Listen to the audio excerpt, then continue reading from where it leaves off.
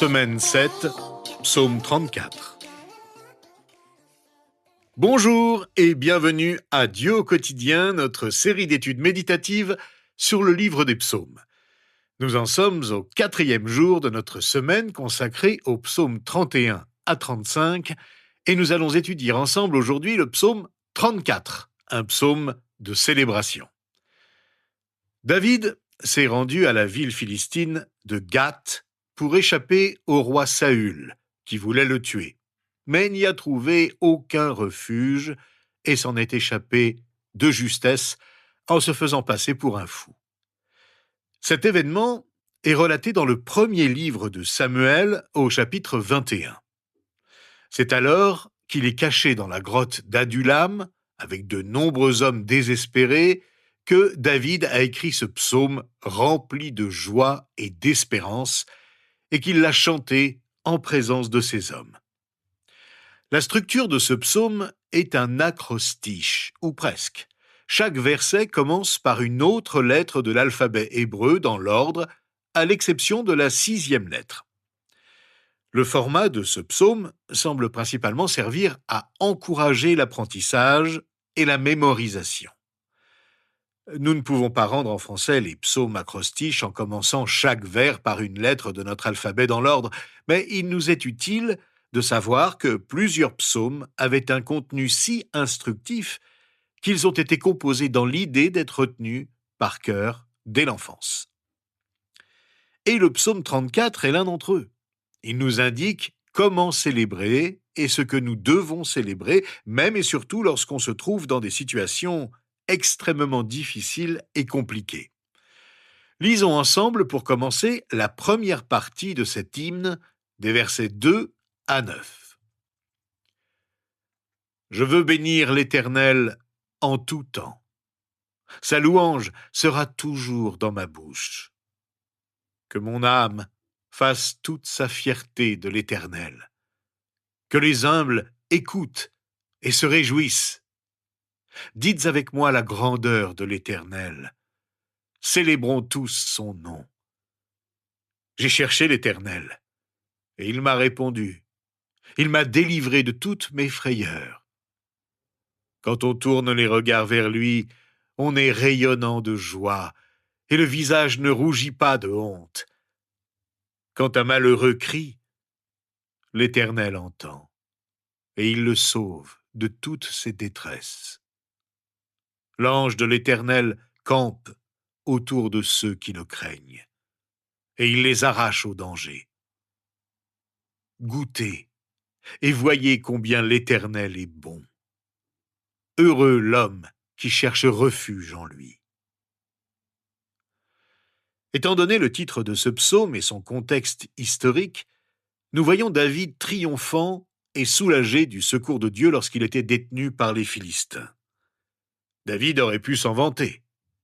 Le récit du premier livre de Samuel décrit comment il a habilement conquis sa liberté en feignant la folie. Mais il savait qu'il devait sa protection à Dieu et non à sa propre ingéniosité. David a gagné sa liberté grâce à une démonstration d'humilité. Il a décrit sa joie afin que d'autres personnes humbles soient heureuses d'apprendre comment Dieu a béni et récompensé l'humilité de David, et comment il peut les libérer elles-mêmes de leur situation désespérée. David savait que la véritable louange à Dieu avait quelque chose de magnétique. Lorsqu'on loue sincèrement Dieu, on cherche à entraîner les autres à la louange. S'il est bon d'exalter son nom, il est encore meilleur de le faire avec son peuple. David pensait que louer Dieu revenait à le magnifier, c'est-à-dire à le rendre plus grand à nos yeux. Magnifier ne rend pas un objet plus grand, et nous ne pouvons pas magnifier Dieu. Mais magnifier quelque chose ou quelqu'un, c'est le percevoir comme plus grand. Et c'est ce que nous devons faire à l'égard de notre Seigneur. Le témoignage simple de David est toujours aussi puissant des milliers d'années plus tard. David cherchait l'Éternel et s'est tourné vers lui avec amour et confiance. Dieu a exaucé son serviteur. ce qui implique qu'il l'écoutait avec amour, sympathie et action. Dieu a répondu en délivrant David de toutes ses craintes.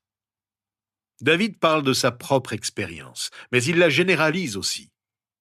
Il indique que cette expérience n'était pas la sienne seule. Beaucoup d'autres ont connu et connaîtront ce que signifie placer sa confiance en Dieu et recevoir son aide. Voilà de quoi alimenter notre célébration et notre louange. David savait aussi que Dieu n'abandonne jamais celui qui se confie en lui. Il lui donne confiance sur le champ et la victoire au bon moment. David a échappé de justesse à la mort parmi les Philistins, mais il était toujours traqué et recherché, le roi Saül étant déterminé à le tuer.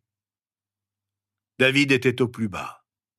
Pourtant, il était rempli de louanges et de confiance, assuré que l'ange de Dieu le protégeait. Le triomphe et la joie qui se dégagent de ce psaume sont si clairs qu'il est facile d'oublier le contexte dans lequel il a été écrit. Ce psaume est destiné à ceux qui se trouvent au plus bas, comme David. C'est un psaume pour nous lorsque tout semble être contre nous. En fait, la protection de David était réelle, même si elle était invisible. Il ne pouvait pas voir la présence angélique autour de lui, mais elle était bien réelle. À de nombreuses reprises dans l'Ancien Testament, l'ange de l'Éternel est une apparition matérielle de Dieu lui-même.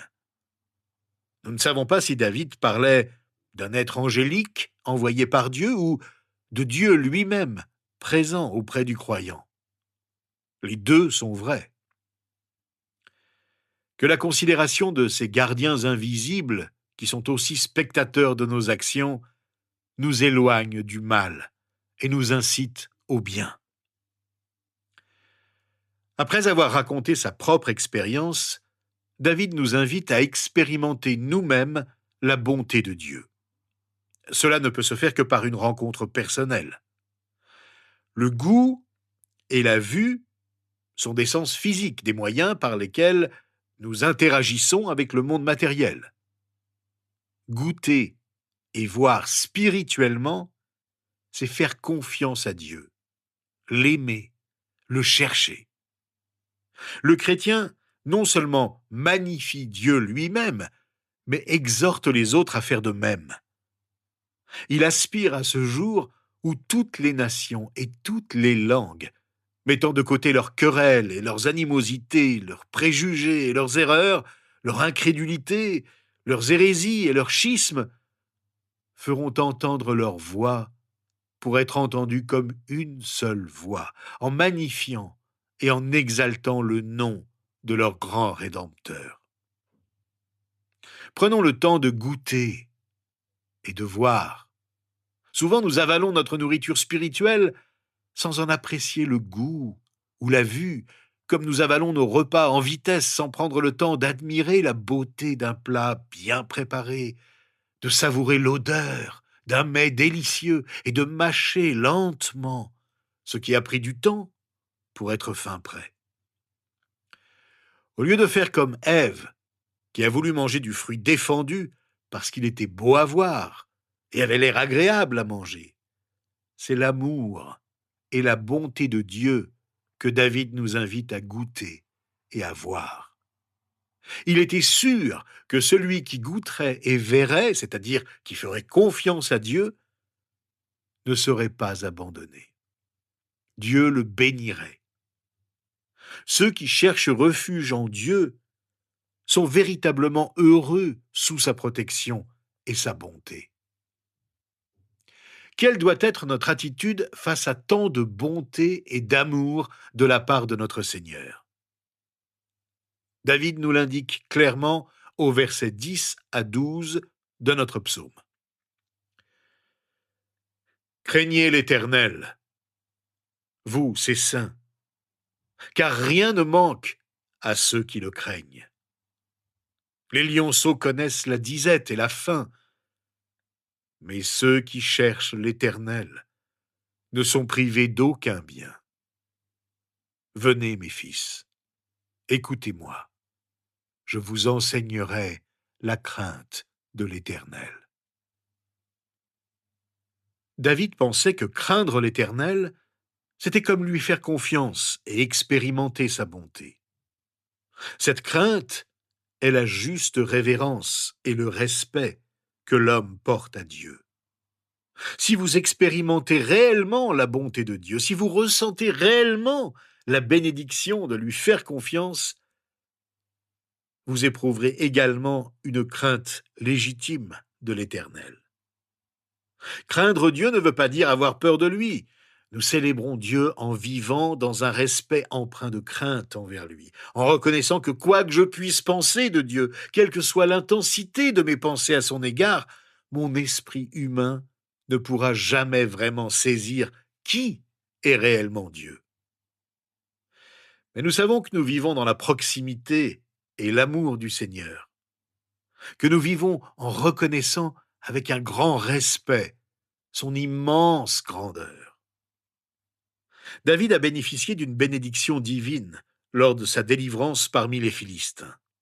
Il savait que ce bien ne venait pas de sa propre force, ni de sa propre puissance, mais de la bonté de Dieu envers ceux qui cherchent l'Éternel.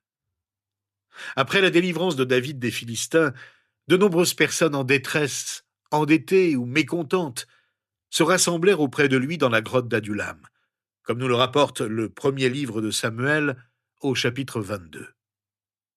Il a enseigné à tous ceux qui l'accompagnaient ses propres leçons de foi, notamment la crainte de l'Éternel. Comme David le décrit, la crainte de l'Éternel est ancrée dans l'action, et non dans les sentiments religieux. Il dit que la crainte de l'Éternel consiste à faire le bien, c'est-à-dire qu'elle implique l'obéissance. Mais David a continué d'instruire ses hommes en leur enseignant l'œil vigilant et l'oreille attentive de Dieu sur son peuple.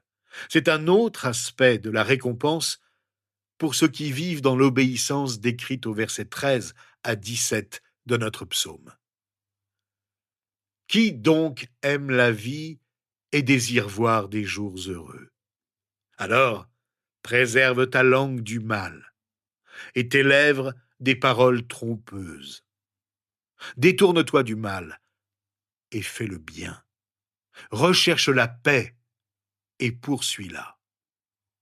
Les yeux de l'Éternel sont sur les justes, et ses oreilles sont attentives à leurs cris.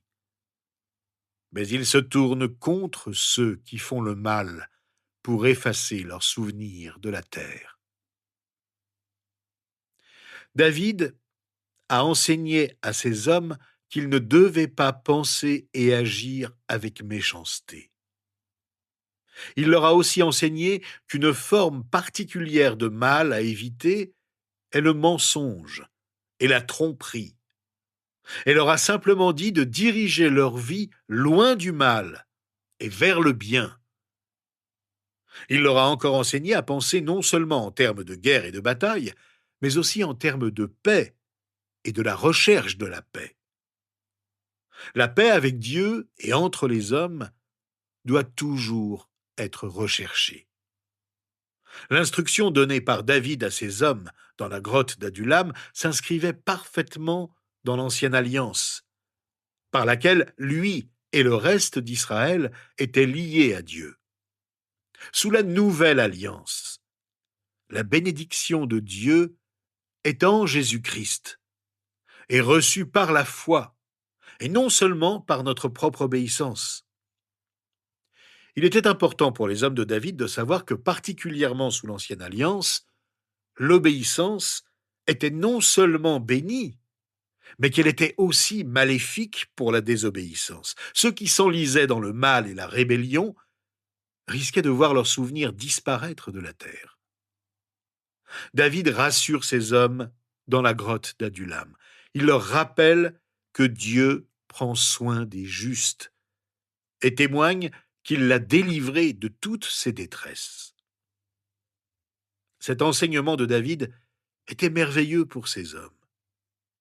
Endettés, angoissés et mécontents, Ils avaient probablement le cœur brisé et l'esprit contrit. En fait, ils étaient l'objet de la faveur et du salut de Dieu, et non de son mépris. Dieu est toujours le même pour ceux qui s'attendent à lui et veulent le suivre de tout leur cœur, pour ceux dont l'esprit est opprimé et même brisé par l'oppression de leurs épreuves, ceux dont le cœur ou l'esprit sont véritablement et profondément humiliés sous la main de Dieu. C'est pourquoi David les encourage et nous encourage à notre tour à louer Dieu dans l'allégresse. Car l'enseignement de David est venu jusqu'à nous sous la forme de ce psaume rempli de joie et de reconnaissance. David tenait à rassurer ceux qui s'attendent à Dieu comme lui, et leur dit au verset 18 à 19 : « Quand les justes crient, l'Éternel entend, et il les délivre de toute leur détresse. L'Éternel est près de ceux qui ont le cœur brisé, et il sauve ceux dont l'esprit est abattu. Beaucoup de malheurs atteignent le juste, mais l'Éternel l'en délivre toujours. Il garde tous ses os, aucun d'eux n'est brisé. Mais le malheur fait mourir le méchant. Les ennemis du juste sont condamnés. David a parlé de sa propre expérience à ces hommes dans la grotte d'Adullam. Bien que relativement jeune, il avait pourtant souffert de nombreuses afflictions, même en tant qu'homme juste. Mais Dieu l'a délivré. Certes, les justes ont connu de nombreuses détresses. Pourtant, la délivrance divine était réelle dans la vie de David. Elle l'est encore dans l'expérience de nombreux fidèles du peuple de Dieu. David pouvait regarder son propre corps et voir que bien qu'il ait enduré de nombreuses batailles, accidents et difficultés, aucun os n'avait été brisé. Selon l'évangile de Jean, David ne parlait pas seulement de sa propre expérience. Il parlait aussi prophétiquement du Messie à venir, Jésus-Christ.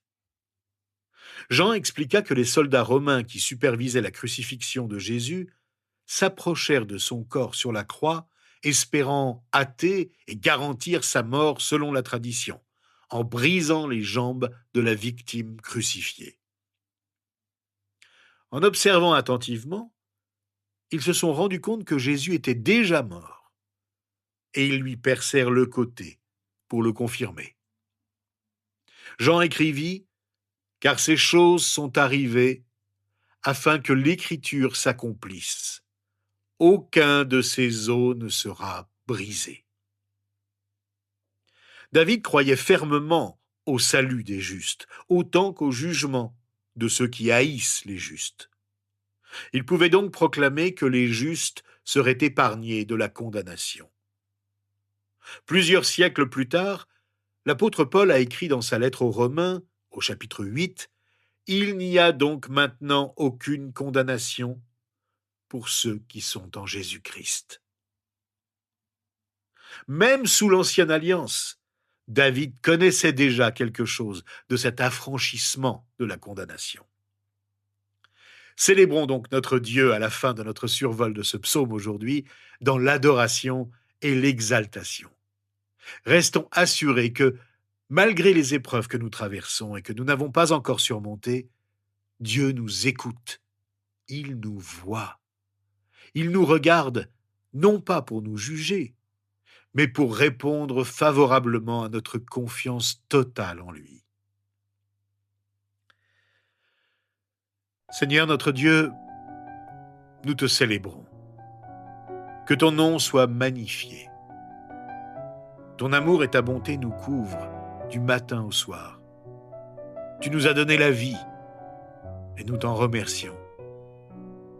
Donne-nous la force de croire en toi quand tout semble aller mal dans notre vie. Donne-nous un esprit de reconnaissance. Toi qui réponds à nos prières, toi qui as préservé David et les familles qui l'accompagnaient, préserve-nous du mal. Quand nous sommes affligés, Permets que nous soyons toujours dans la reconnaissance parce que tu ne nous abandonneras jamais.